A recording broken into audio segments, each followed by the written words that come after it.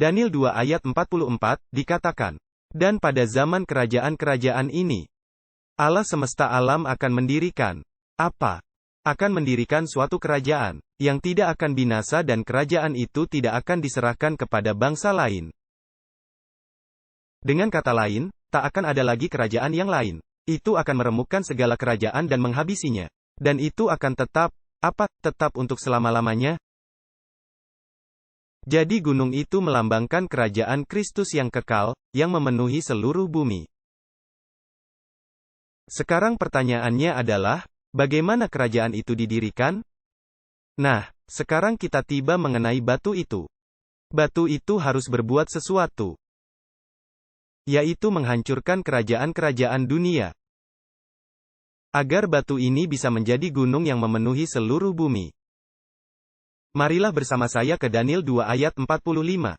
Perhatikanlah beberapa hal-hal detail yang menarik tentang batu ini. Seperti yang tuanku lihat, bahwa sebuah batu terungkit lepas dari gunung tanpa perbuatan tangan manusia. Dan meremukkannya hingga hancur luluh. Besi, tembaga, tanah liat, perak dan emas itu. Allah yang Maha Besar telah memberitahukan kepada tuanku Raja apa yang akan terjadi di kemudian hari. Mimpi itu adalah benar dan maknanya dapat dipercayai.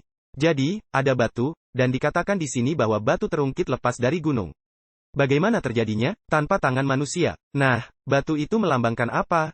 Marilah bersama saya ke Matius 21 ayat 42.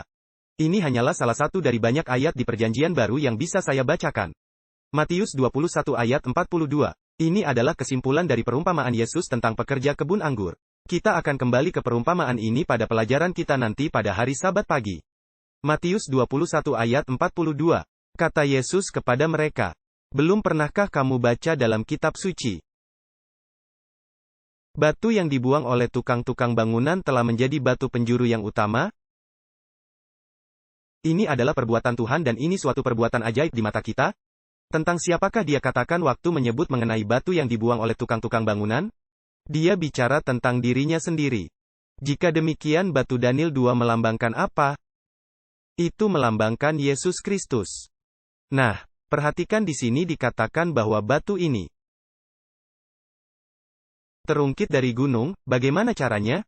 Tanpa tangan manusia. Apa maksudnya, tanpa tangan manusia?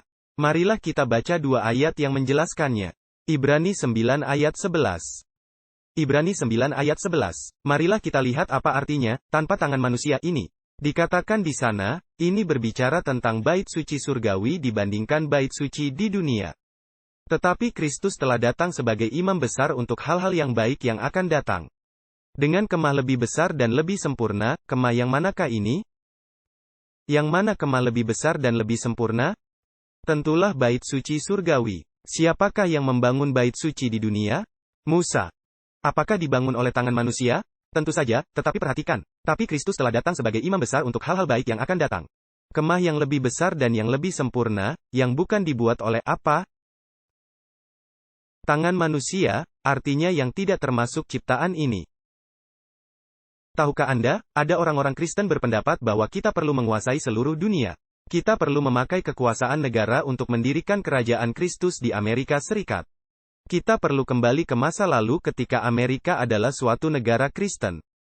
Tahukah Anda cara terbaik menjadikan Amerika negara Kristen bukanlah minta Presiden Obama melakukannya? Dengan cara gereja keluar dengan kuasa Roh Suci mengabarkan Injil dan kebenaran Yesus Kristus. Itulah misi dari panggilan Tuhan kepada gerejanya. Tuhan bukan memanggil gerejanya ke Washington DC dan melobi negara untuk mengatur apa yang gereja harus lakukan. Lagi pula, negara tidak pernah bisa merubah hati.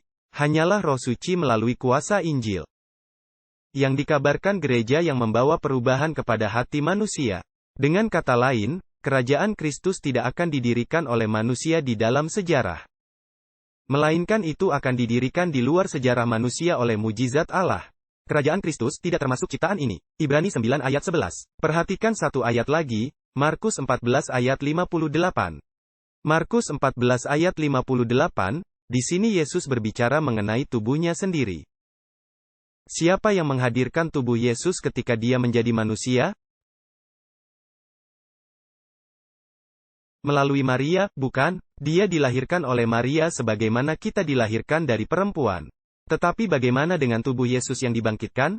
Oh, tubuh itu dijadikan lewat mujizat Tuhan, oleh Allah Bapa. Dikatakan di Markus 14 ayat 58. Kami sudah mendengar orang ini berkata, aku akan merubuhkan bait suci buatan tangan manusia ini. Itulah bait suci mereka bangun, dan Herodes merenovasinya. Dan dalam 3 hari akan kudirikan yang lain, yang bukan buatan tangan manusia. Artinya tanpa campur tangan manusia. Tapi oleh mujizat ilahi dari Tuhan. Bagaimana kerajaan Kristus akan didirikan di dunia ini? Bukan oleh pengaturan manusia di dalam sejarah manusia untuk mendirikan zaman keemasan. Tetapi itu akan berasal dari luar sejarah manusia. Sebuah batu yang ajaib, Yesus Kristus yang akan mendirikan kerajaannya yang kekal. Sekarang, dengarkanlah baik-baik. Ada pilihan yang harus kita ambil. Kita bisa memutuskan untuk jatuh pada batu itu dan bertobat. Atau batu itu jatuh ke atas diri kita dan menghancurkan kita. Semuanya baik dan menarik, kita membahas kekaisaran dan kerajaan, tapi bagaimana dengan diri kita pribadi?